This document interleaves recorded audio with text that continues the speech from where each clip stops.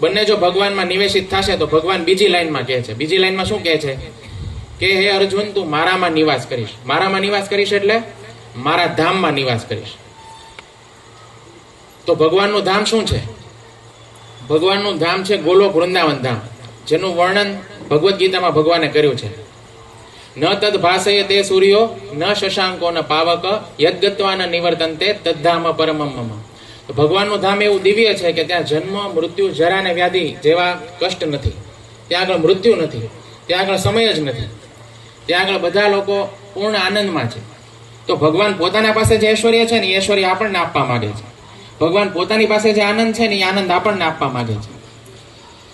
તો તમે કુરુક્ષેત્રના મેદાનની અંદર જુઓ, ચારે બાજુ લોકો મરી રહ્યા હતા, ચારે બાજુ આક્રંદ હતો, ચારે બાજુ લોકો કપાઈ રહ્યા હતા, એકબીજા પ્રત્યે ઈર્ષા હતી, એકબીજા પ્રત્યે દ્વેષ હતો, ભયંકર યુદ્ધ હતું અને ચારે બાજુ રક્ત હતું અને ખૂબ જ દુઃખ હતું.